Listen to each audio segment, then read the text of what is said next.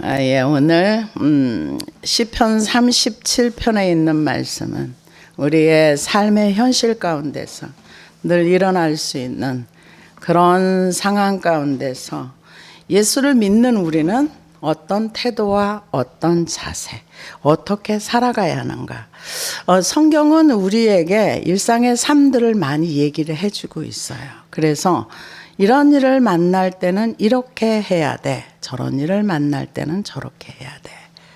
우리의 그 현실의 삶과 하나님의 말씀이 멀리, 그러니까 하나님의 말씀은 하늘 끝에 있는 말씀이 아니고 바다 끝에 있는 말씀이 아니라 우리 입에 가까워서 우리의 현실의 삶 속에서 하나님의 말씀을 내 발의 등이요 내 길의 빛이니다면서 그 말씀을 따라갈 수 있는 우리에게 말씀을 주셨는데 우리는 하나님을 너무 멀리 두고 있고 하나님이 우리의 의식 속에 없는 경우가 많습니다.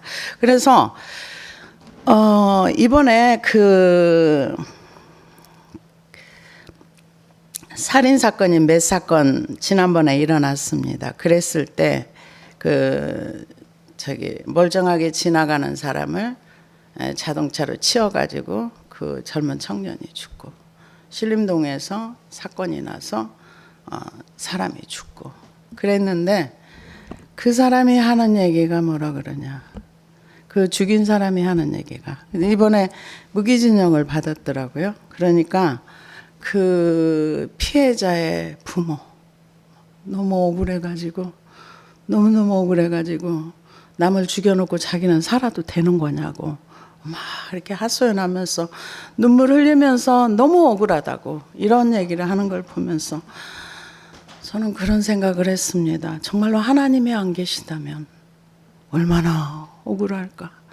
하나님이 나중에 그 모든 사람의 삶에 대한 모든 것을 우리의 삶은 이 땅에서는 잠시 지나가는 거지만 하나님 앞에 섰을 때는 자기가 행한 모든 것에 대한 죄를 다 자기 자신이 짊어져야 되는데 그 죄에 대한 형벌을 자기가 받아야 되는데 모르니까 그러면서 하는 얘기가 저는 심신이 미약해가지고 심신 미약하면은 사람 죽여도 되고 심신이 미약하면은 그렇게 남의 다른 사람에게 피해를 줘도 된다는 얘기인지 저는 조금 소화하기가 어렵더라고요. 근데 오늘 요즘 그런 일들이 참 많이 일어나는 것을 보면서 이제 주님이 오실 때가 되면 더 악한 일들이 많이 일어날 때 우리는 어떤 태도와 어떤 자세와 어떤 생각을 가지고 살아야 되는가.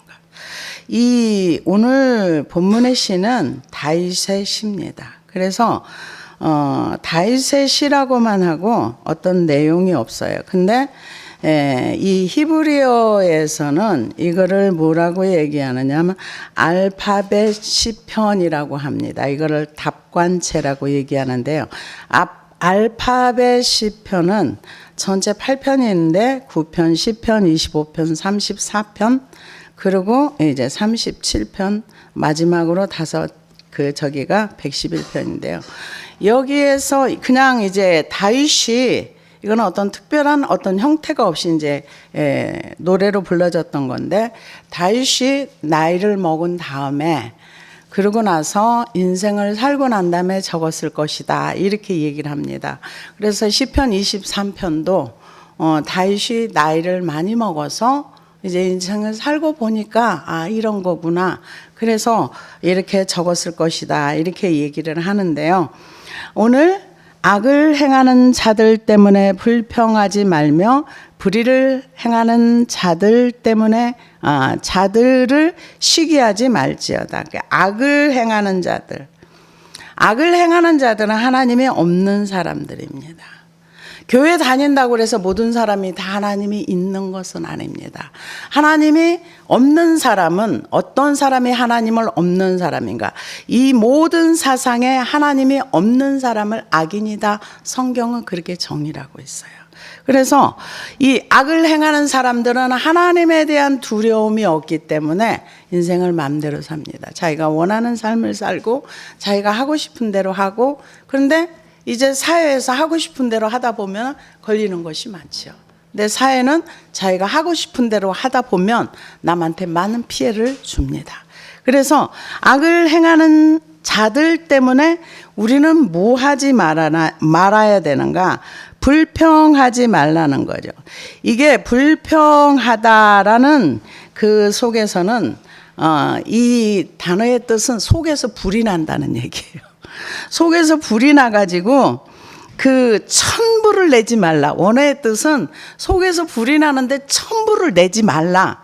그 얘기입니다. 그래서 이 다윗이 이 시를 쓴 거는 너네가 이걸 하다 보면 화병이 생겨. 병나지 않게 그런 거 하지 마. 지금 그 얘기예요. 그래서 속에서 천불을 내지 말라는 의미도 되고 화병에 걸리지 마라. 근데 왜 그 사람들은 하나님이 없기 때문에 그렇게 큰 소리를 치고 악을 행해가지고 우리 현실 사회 속에서도 많이 보잖아요. 악을 어마무시하게 많이 행했는데 그 악을 행한 돈을 가지고 이렇게 저렇게 돈의 힘으로 막 이렇게 하다 보면 천불이 나죠. 그럼에도 불구하고 성경은 우리에게 뭐라 그러냐? 천불을 내지 마. 화병 걸리지 마. 그런 얘기를 합니다. 그 왜 그러는가? 그 시기하지 말지어다. 시기는 왜 우리가 하지 말아야 되는가? 주변 사람이 나보다 못하다고 생각하는데 뭔가 내가 가지지 못한 걸 가졌어. 그럼 시기하거든요. 그 뼈가 썩어요. 잠언에 있는 말씀이에요. 그래서 하나님이 하지 말라. 이거는 안 하는 게 육신의 건강에, 영혼의 건강에 좋습니다. 그래서 이 시기하지 말지어다. 그들은 풀과 같이 속히 배임을 당할 것이며 푸른 채소같이 쇠잔할 것임이라. 이들의 악인의 삶이라는 거는 푸른 채소. 아무리 오늘 파랗게 뭔가 굉장한 것 같은데 한순간에 사라지는 게 악인의 삶이다. 그러면서 그렇게 하지 마. 왜? 얘네들은 시간이 짧아. 그 짧은 시간 속에서 하나님이 허락한 삶이야. 악인도 악한 날에 하나님이 쓴다 그랬어요. 그래서 아수르가 악을 행하고 정말 말할 수 없는 악인이었는데 징계의 도구로 쓰신 거예요. 그렇기 때문에 그런 것 때문에 불평하지 마라. 왜? 그들은 속히 쇠잔할 것이기 때문에. 그러면서 여호와를 의뢰하고 선을 행하라. 땅에 머무는 동안 그의 성실을 먹을거리로 삼을지어다. 우리가 이 땅에 사는 동안에 제일 먼저 해야 될 게 뭔가? 여호와를 의뢰하는 거. 그리고 그분을 의뢰하고 우리가 사는 그 기간 동안에 그 선을 행하고 살라는 거예요. 선이라는 거는 우리 안에는 나올 수 없는 것입니다. 오직 하나님의 은혜로만 흘러갈 수 있는 게 선입니다. 그래서 하나님을 의뢰하고 하나님을 의뢰하려면은 내가 꺾여야 돼요. 내가 믿는 거, 내 힘. 하나님을 의지하려면 나라는 존재가 완전히 꺾이지 않으면 의뢰하는 거, 믿음 오지 않습니다. 그래서 전에도 늘 얘기하지만 베드로 후서 1장의 신의 성품에 참여하는 자가 제일 첫 번째 단어가 뭔가? 믿음이에요. 믿음은 내가 불신이 꺾이지 않으면 절대로 믿음이 오지 않습니다. 절대로 믿음이 오지 않아요. 그냥 내 생각대로 나아갈 뿐이에요. 믿음이라는 건 감정이 아니에요. 실상이 되는 겁니다. 그래서 믿음은 바라는 것들의 실상이요, 보지 못하는 것들의 증거라. 믿음이 있으면 역사가 나오게 됐어요. 그래서 데살로니가 전서에도 믿음의 역사와 사랑의 수고와 소망의 인내가 이 데살로니가 성도들에게 나타났다 그랬어요. 그래서 의뢰한다는 거는 그분을 믿는다는 거예요. 의뢰한다는 거는. 그러면서 선을 행하라. 땅에 머무는 동안 그의 성실을 먹을거리로 삼을지어다. 땅에 우리가 어떤 사람은 긴 인생, 어떤 사람은 짧은 인생을 사는데 성실하게 살면서 하나님의 주시는 그걸로 말씀으로 먹고 살아가라 이 얘기입니다. 그러면서 또 여호와를 기뻐하라. 그가 내 마음의 소원을 이루어 주시리라. 이 여호와를 기뻐하라. 기뻐하라는 그 히브리의 단어의 뜻은 아낙인데요. 부드럽다, 유연하다, 즐거워하다는 뜻입니다. 그래서 여호와를 인하여 마음이 부드러워지고 기쁘게 됨. 다른 그 어원을 이제 찾아보면 거기에는 기쁨도 있고 뭐 희열도 있고 여러 가지 견해가 있는데 내 자신의 삶이 하나님에 의해서 결정되어지는 거를, 하나님이 나를 이끌어가는 거를 내가 오케이 하면서 따라가는 거, 그게 여호와를 기뻐하는 삶이다, 이렇게 얘기를 합니다. 그러면서 하나님을 내가 따라가기 때문에 어떤 물질이나 자존심에 어떤 손해가 온다 할지라도 내가 하나님을 바라보면서 그분을 기뻐하면서 그분을 따라가는 삶이 기쁘고 좋다. 하나님을 의뢰한다. 하나님을 의뢰하고 여호와를 기뻐하는 삶. 그러면은 느헤미야 8장 10절에 보니까 느헤미야가 또 이르기를 너희는 가서 살진 것을 먹고 단 것을 마시며 예비치 못한 자에게는 너희가 나누어 주라. 이날은 우리 주의 성일이니 근심하지 말라. 여호와를 기뻐하는 것이 너희의 힘이니라. 이 말씀을 그대로 실천하신 분이, 저는 이걸 하려고 그러는데 안 되더라고요. 아직 거기까지 못 가서 그러는지 저도 에너지가 없어가지고 좀 그 헨리 그루버 목사님처럼 이렇게 해보고 싶은데 그게 안 되더라고요. 근데 그분은 에너지가 완전히 다운됐을 때 하나님을 몇 시간이고 이렇게 막 찬양을 하고 나면은 하나님으로부터 말할 수 없는 기쁨과 힘이, 에너지가 와서 그 힘으로 살아간다. 저도 하도 힘이 없어가지고 그걸 해보려고 그러는데 안 되더라고요. 이게 찬양으로 막 이렇게 들어가지도 안 되어지고, 근데 언젠가는 되리라고 저는 생각을 하고 있는데, 근데 여호와를 기뻐하는 것이 너희의 힘이래.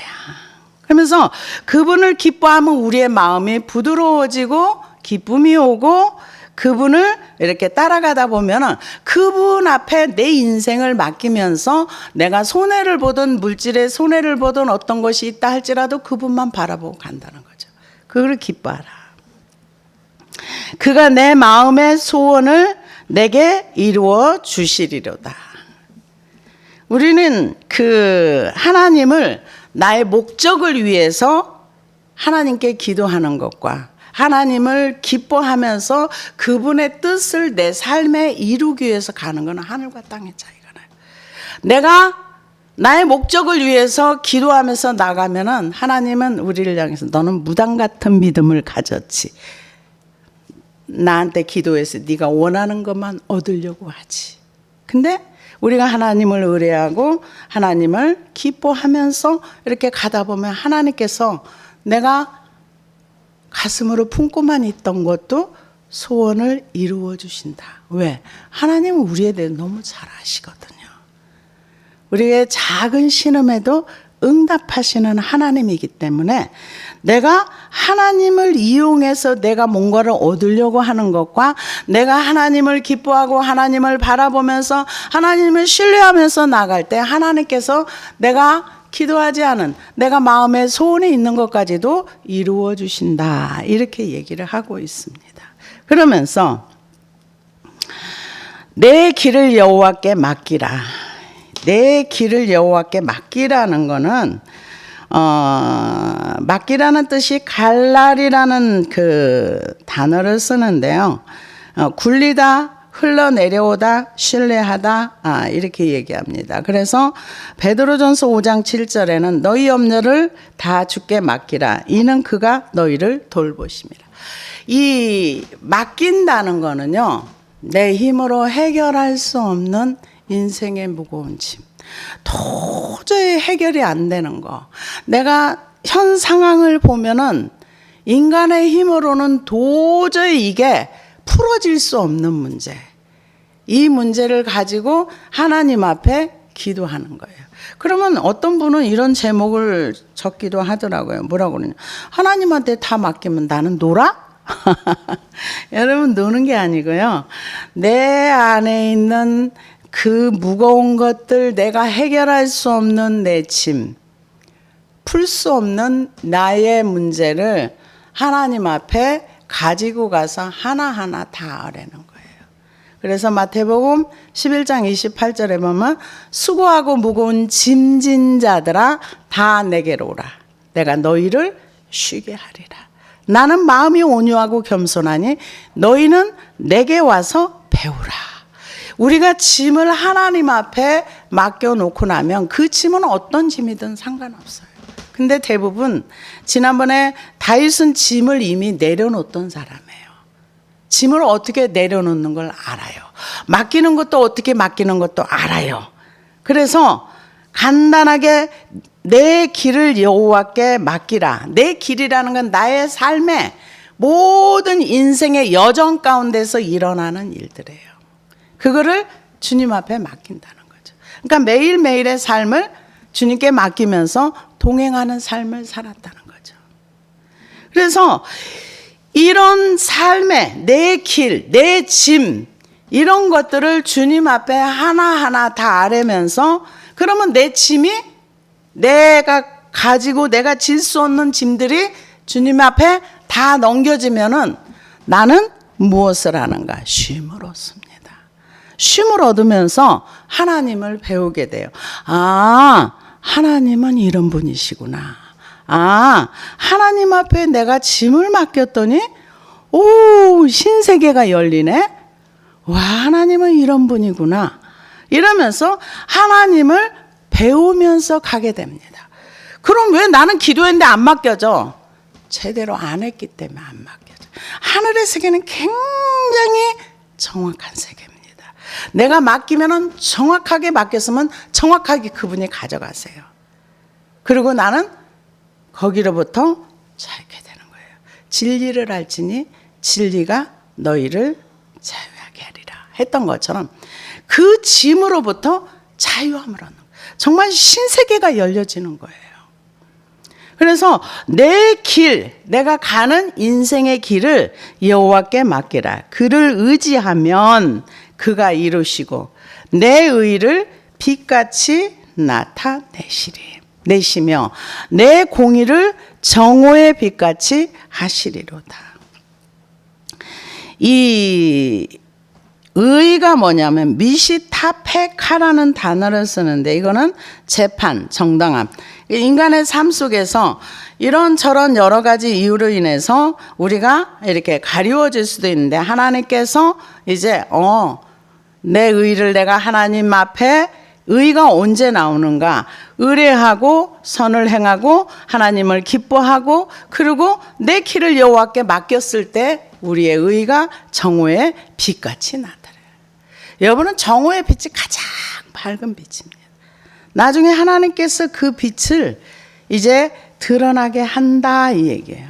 분명하게 환한 빛으로 우리의 그런 부분이 바르게 하나님 앞에 살았던 부분이 그래서 하나님 앞에는 내가 어떤 인생을 어떻게 살았는가가 나오는 거지 누구하고 비교해서 내 인생을 누가 대신 살아줄 수 있는 것도 아니고 누가 내 대신 뭐를 해줄 수 있는 게 하나님 앞에는 아무도 없어요. 오직 나와 하나님과의 관계 속에서 여호와를 의뢰하는 것도 또 맡기는 것도 선을 행하는 것도 하나님을 기뻐하는 것도 하나님 앞에 나의 무거운 짐들을 맡기는 것도 다 내가 하는 거지 누가 대신 해주지 못해요. 부모도 못 해주고 형제도 못 해주고 누구도 못 해줘요. 근데 하나님은 우리 보고 하라는 거예요. 하나님과 우리와의 관계 속에서 내가 얼마나 믿음 있게 살았느냐 아니면 얼마나 불신앙 가운데 살았느냐 그건 하나님과 나와의 관계인 거지 누가 껴들 수가 없는 거예요. 그러면서 정오의 빛같이 하시리로다. 여호와 앞에 잠잠하고 참고 기다리라. 자기 길이 형통하며 악한 길을 이루는 자 때문에 불평하지 말라. 여기 또 잠잠하고 참고 기다리래요. 근데 저는 지난번에 제가 불평하는 이유를 알았어요. 어느 날 보니까 제가 밖에 나갔다 오니까 너무 피곤한 거예요. 너무 피곤하니까 제일 먼저 뭐가 짜증이 막 올라오더라고요. 그래서 나는 나도 모르게 불평을 하고 살았구나. 때문에, 내 몸 때문에 몸이 막 힘들어지고 막 이제 몸이 불편하니까 나도 모르는, 그래서 주여, 내가 오늘 불평 안 하고 짜증 안 하고 그러고 살기를 원합니다. 그래서 계속 안에서 올라오는 걸 계속 기도하면서 처리하니까 처리가 되더라고요. 그래서 나도 모르는, 나는 나를 모르고 살았구나 하는 것을 알았는데, 여기는 지금 여호와 앞에서 잠잠하고 참고 기다리라. 자기 길이 형통하며, 이거는 악한 사람이에요. 저 사람은 악을 행해도 뭔가 잘 풀려. 저 사람은 하나님 앞에 봉사도 안 했는데 뭔가 잘 돼. 그러면서 뭔가 쫙 길이 열려져. 저는 이것 때문에 불평 진짜 많이 했어요. 저 사람들 보면은 어머 정말 신관도 이상하고 뭐도 이상한데 왜 그렇게 왜 그러는 거예요 도대체. 근데 나는 맨날 기도만 하는데 왜 나는 이게 뭔가 이렇게 풀어지지 않지 하면서 이걸 참 많이 했는데, 성경은 뭐라 그러냐, 불평하지 말라. 악인의 길이 형통하며 악한 꾀를 이루는 자 때문에 불평하지 말자. 속에서 왜 불평하지 말라는가? 우리 안에서 불이 막 일어나면은 이게 죄로 가거든요. 그래서 하지 말라는 겁니다. 분을 그치고 노를 버리며 불평하지 말라. 또 불평하지 말라는 거죠. 오히려 악을 만들 뿐이니까. 다윗이 이거 많이 해봤어요. 많이 해봤어요. 불평도 해보고 짜증도 내보고 원망도 해봤는데 결국은 자기만 죄에 치우친다는 거죠. 왜? 계속 불평하고 원망하고 짜증내다 보면 거기에 내가 잡혀버려요. 그래서 계속 뭔가를 묵상하게 돼. 무엇을? 불평하는 거, 원망하는 거, 못마땅한 거 묵상하다 보면 나한테 손해예요. 그냥 하지 말라는 거죠. 그래서 분을 그치고 노를 버리며 불평하지 말라. 오히려 악을 만들 뿐이라. 이게 다윗이 많이 해보고 지금 한 거예요. 그래서 저도 해보니까 이 뭔가 못마땅하거나 마음에 안 드는 거 있으면 빨리 기도해서 지워버려요. 왜? 이걸 묵상하거든요. 그러면 악을 만들어 간다는 거죠. 다윗도 이 말씀의 세계를 깊이 걸어갔던 분이에요. 그러면서 진실로 악을 행하는 자들은 끊어질 것이나 여호와를 소망하는 자들은 땅을 차지하리로다. 잠시 후에 악인이 없어지리니 내가 그곳을 자세히 살필지라도 없으리로다. 일생 동안 사울이 다윗을 죽이려고 쫓아왔어요. 다윗을 죽일 수 있는 기회, 다윗이 사울을 죽일 수 있는 기회가 몇 번 있었어요. 나중에 신하들이 뭐라 그래요? 왕이시여, 저서 두 번 칠 것도 없이 제가 가서 하겠습니다. 아니다.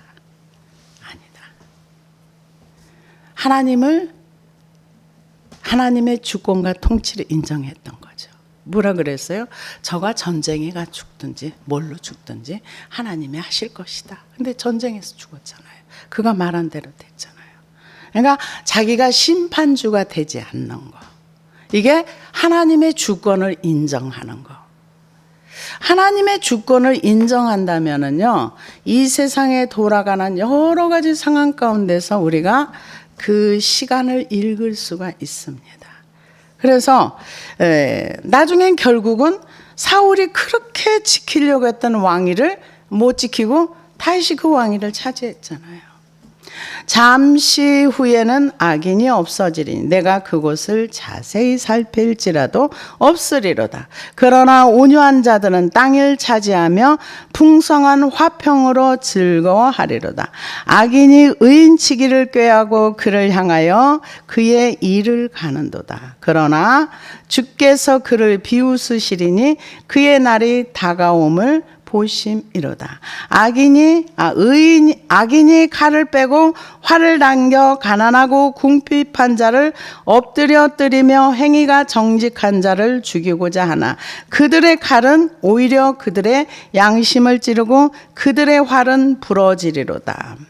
그러니까 악인이 아무리 그 가난한 자, 연약한 자 이런 사람들을 죽이려고 하면서 이를 갈아도 하나님께서 그렇게 내버려 두지 않는다. 근데 악인이 그 사는 삶은 아까 2절에 있는 말처럼 풀과 같이 속히 배임을 당하고 푸른 채소같이 쇠잔할 거기 때문에 아무리 악인이 승리를 하는 것 같고 아무리 악인이 잘 되는 것 같아도 그래도 결론적으로는 남는 게 없다. 그런 얘기를 하고 있습니다. 그러면서 그들의 칼은 오히려 그들의 양심을 찌르고 그들의 활은 부러지리로다. 의인의 적은 소유가 악인의 풍부함보다 낫도다. 악인의 팔은 부러지나 의인은 여호와께서 붙드시는도다. 악인의 팔이 부러진다는 것은 성경에서 손, 팔 이거는 사업이나 일을 얘기하는 거예요. 근데 그게 부러져 버린다는 거죠.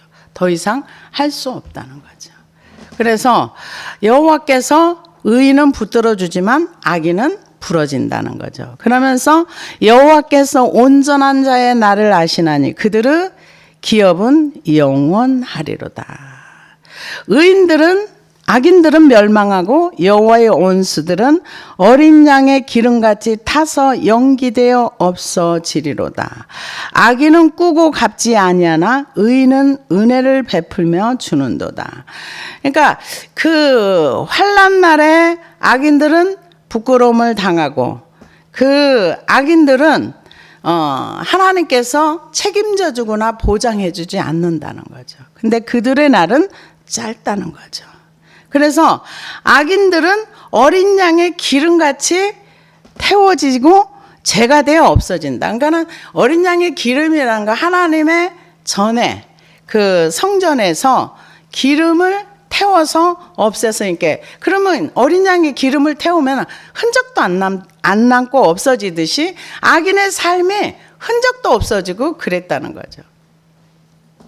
그래서 그 참 사람이 돈을 일생 동안 벌어가지고 그 지키려고 해도 참 도둑맞는 일이 참 많더라고요.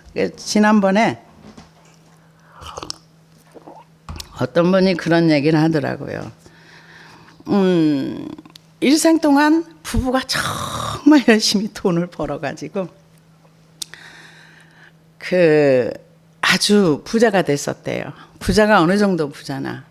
근데 그분은 그런 얘기를 했다고 해서 아주 머리가 남자분이 비상한데 그래서 돈을 많이 벌었는데 부동산을 했는데 예를 들어서 LG가 땅을 산다. 그럼 바로 그 옆에서 사면 땅값이 엄청 올라가지고 아주 정말 이게 머리가 싹싹 잘 돌아가가지고 그런 부자가 돼서 부부가 골프를 치러 가도 절대 차도 좋은 거 안 타고 절대 옷도 좋은 거 안 입고 그러고 다니다가 평생을 그렇게 가정이 잘 이루고 살았는데 어느 날 갑자기 그래서 여자들이 자기한테 접근하는 걸 통제하면서 망하는 여자 때문에 망하는 걸 많이 봤기 때문에 근데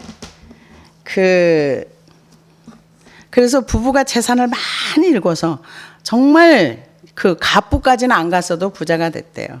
근데 어느 날 갑자기 이 남자가 바람이 나가지고 젊은 여자가 딱 붙어가지고 아예 제주도 가서 집을 별장 같은 집을 사놓고 둘이 살더래요.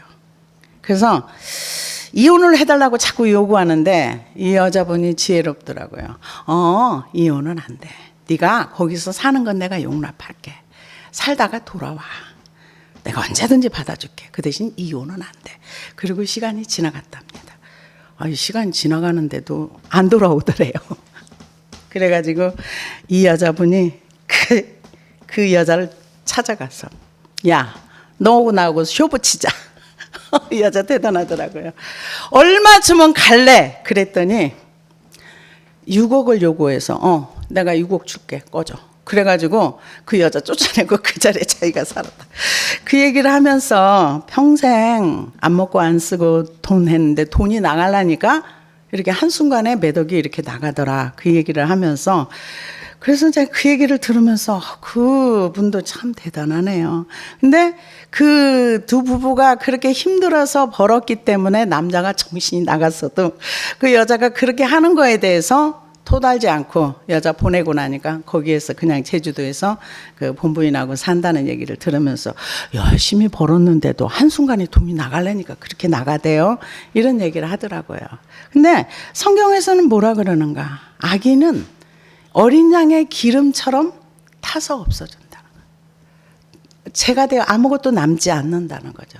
그리고 이 세상에서 그들이 있어도, 그래서 제가 그런 얘기를 했어요. 그분이 예수를 믿는지 안 믿는지 모르지만 그분 죽을 때 그 재산 다 누구 주고 갈까 내가.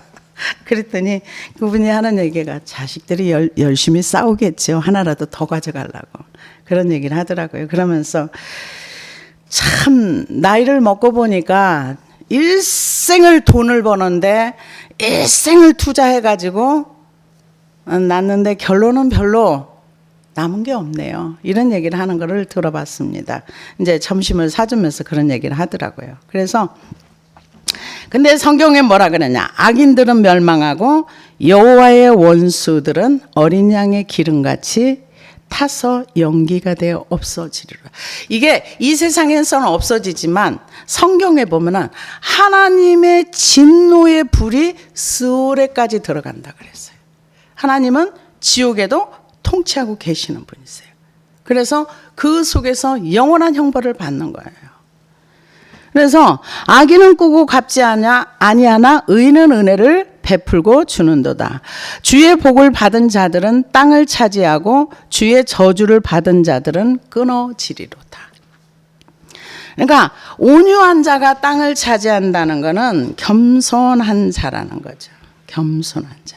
악인이 아무리 풍부해도 그 풍부함이 남는 게 없다는 거죠. 그러면서 주의 복을 받은 자들은 땅을 차지하고 주의 저주를 받은 자들은 끊어지리로다. 여호와께 사람의 걸음을 정하시고 그의 길을 기뻐하시나니 그는 넘어지나 아주 엎드러지지 아니함은 여호와께서 그의 손으로 붙드시며. 이건 누구 얘기인가? 다윗의 얘기겠죠.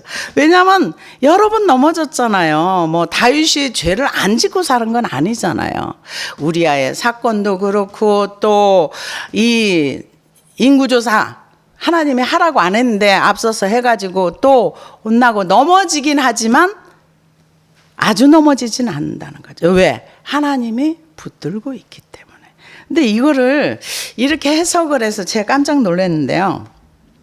로마서 6장에 보면은 그리스도와 합하여 세례를 받은 자, 그리스도와 함께 죽은 자는 그와 연합해서 그와 함께 살아간다, 이런 로마서의 말씀이 있습니다.